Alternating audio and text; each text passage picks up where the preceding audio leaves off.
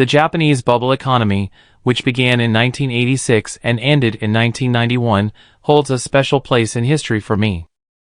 It was a fascinating period not only for understanding economic dynamics but also for delving into the intricacies of human psychology. At that time, Japanese society was characterized by immense wealth, and people exhibited an unprecedented recklessness in their spending habits.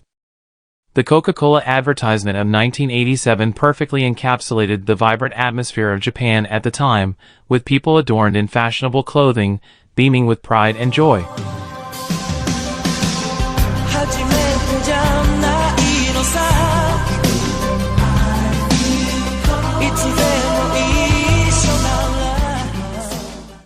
Additionally, the movie Bubble Fiction, Boom or Bust vividly portrays the opulence of Japanese society during this era. There are numerous legendary anecdotes depicting the immense wealth of Japan during the bubble period. In this discussion, let's explore various aspects of the Japanese bubble era. In 1988, Japan's GDP per capita stood as the second highest in the world at $25,506, trailing only behind Switzerland. From 1985 to 1989, Japan dominated the global GDP per capita rankings, and only few countries rivaled Japan's GDP per capita, including nations like Northern Europe, Switzerland, and Luxembourg. Notably, Japan outpaced the United States in terms of GDP per capita from 1987 to 2000. During this period, many Japanese entrepreneurs ranked among the world's wealthiest individuals. About 60% of the 1987 Forbes Top 10 Billionaires list was Japanese. Notably, Yoshiaki Tsutsumi held the title of the world's richest person from 1987 to 1990, owing to his extensive real estate investments through the Cebu Corporation. Forbes ranked Takichiro Mori, the founder of Mori Building Company, as the richest man in the world during 1991 to 92. In 1988, 8 out of the top 10 companies in the world were Japanese entities, with only IBM and Exxon representing the United States. NTT, in particular, reigned as the largest company globally in terms of market capitalization, surpassing even the combined market capitalization of all companies in West Germany. During the peak of the bubble economy, Nissan, primarily an automobile manufacturer, found greater profitability in investments than in its core manufacturing activities. In 1986, Japan became a significant purchaser of U.S. Treasury bonds, securing a staggering 75% of the market. Additionally, Japanese firms exerted their influence in the international art market. This era marked a notable trend among the general public towards investment and financial management. A landmark auction on March 30, 1987, at Christie's London, saw Vincent van Gogh's Sunflowers sell for a staggering £24.75 million to the Asuta Fire and Marine Insurance Company. This event epitomized the fervent acquisition spree of Japanese corporations. Japanese corporations capitalized on this trend by acquiring prominent American assets, including Columbia Pictures, Universal Studios, the Empire State Building, and the Rockefeller Center. These acquisitions stirred feelings of unease among many Americans, reflecting a shifting global economic landscape. Hollywood movies of the era, such as Blade Runner, Die Hard, and Black Rain, mirrored this trend, portraying Japanese entities as major players in the American business landscape. During this time, Murakami Haruki, the author, resided in the United States. In one of his essays, he recounted feeling apprehensive about venturing outside his home due to prevalent anti-Japanese sentiment in the country at that time. The aggressive acquisition of American assets underscored the perceived threats posed by the Japanese economy to its American counterpart, surpassing even the emergence of the Chinese economy in the subsequent decades. Amidst the boom, between 1985 and 1989, Japan's stock market surged by 240%, paralleled by a 245% surge in real estate prices. 1988, Japan became the largest creditor nation in the world. It had the biggest stock market in the world. It had the biggest stockbrokers in the world. Despite Japan's landmass being just 1/26 that of the United States, land values were 4 times higher. The escalation was such that the land area of Tokyo's Yamano line alone could purchase the entirety of the USA. In central Tokyo, prices peaked to the extent that the 1.15 square kilometer Tokyo Imperial Palace grounds were valued more than the entire real estate of California. Nomura's starting salary surpassed $200,000 annually, a testament to the era's prosperity. It was not uncommon for employees to own 3 or 4 houses each, showcasing the extent of financial abundance. While small businesses struggled amid the manufacturing recession, large corporations faced an unprecedented labor shortage, leading some into bankruptcy. In a bid to attract talent, companies resorted to extravagant measures like offering all-expenses-paid trips to Hawaii.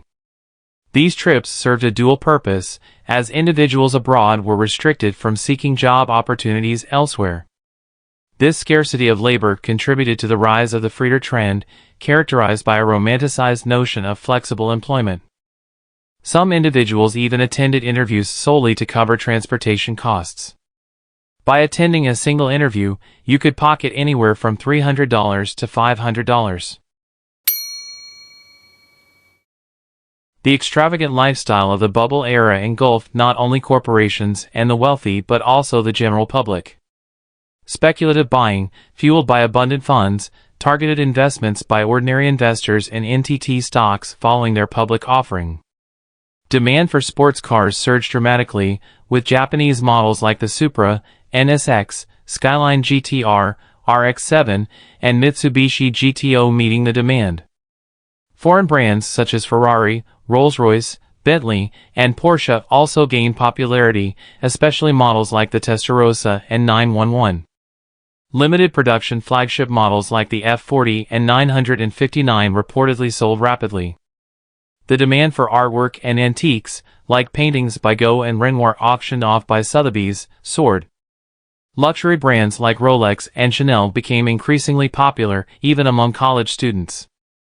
Housewives in Nara sipped $500 cups of coffee sprinkled with gold dust. The number of Japanese overseas travelers skyrocketed from 5.5 million in 1986 to 10 million in 1991, reflecting a significant increase in both domestic and international travel. This is in stark contrast to present-day Japan, where only 17% of Japanese possess passports and the percentage of those traveling abroad annually is merely 14.4%. During this period, taxis were preferred over the subway, with Japanese salarymen competing by waving 10,000 yen bills to call a taxi. In the nightlife scene, hostesses often provided services to wealthy real estate agents, receiving apartments or even entire houses as birthday gifts. They indulged in luxury cars and various high-end goods, with real estate agents generously tipping in bundles of 10,000 yen bills. The legendary Juliana's Tokyo Disco was a symbol of the bubble economy era of the late 1980s. Trendy and expensive nightclubs and bars sprang up everywhere, especially in Roppongi. Some nightclubs didn't even have bars, they simply had rows of vending machines dispensing drinks. One was like a giant Bedouin tent and the girls seemed to try to outdo each other with minimalist dress. The new wealth and rapidly westernized culture left the Japanese girls morally confused, resulting in a reputation for sexual liberation and openness that continues to this day.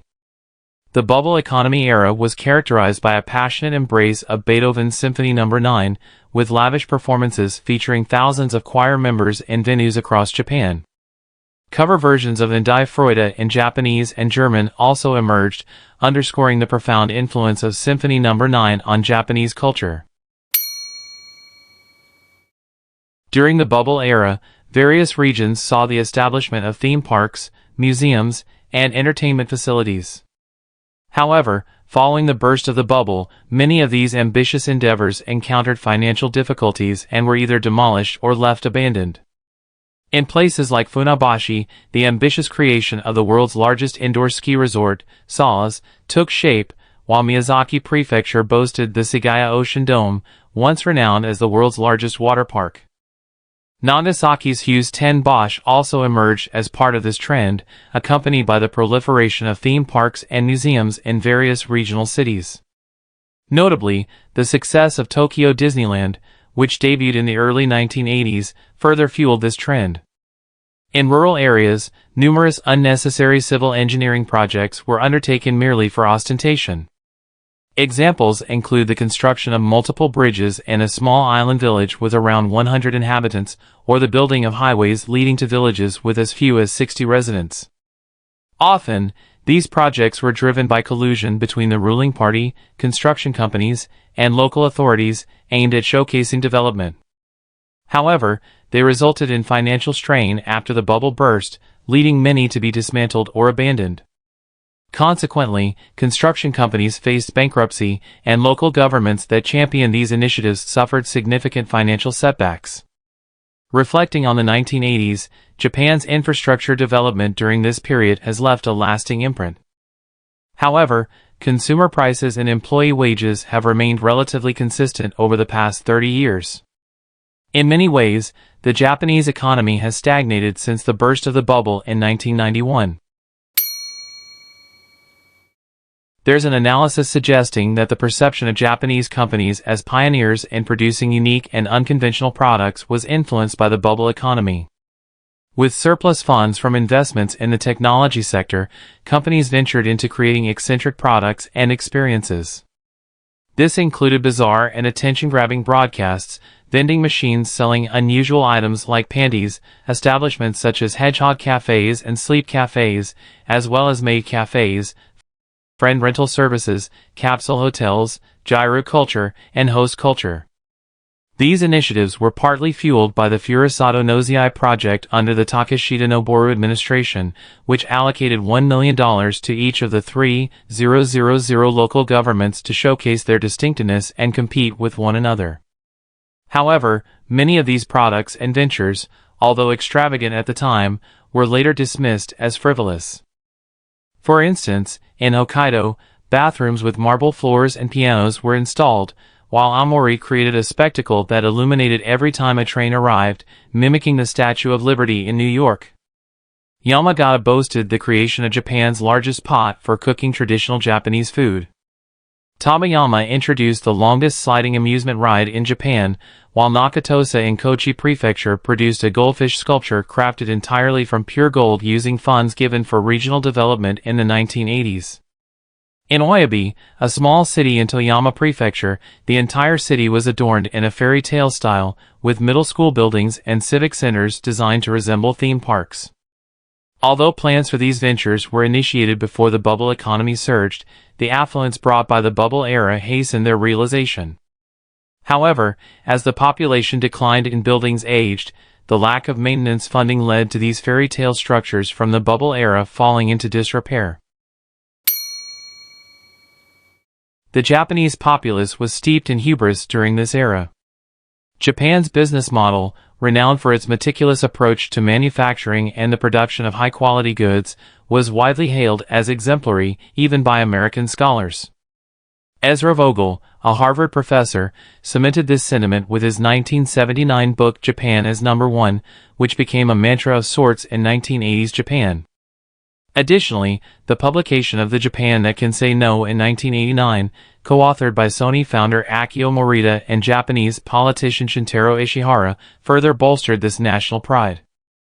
This work underscored Japan's capacity to assert itself against the United States, offering a critical appraisal of American business practices and advocating for Japan's autonomy across various domains, from commerce to foreign policy.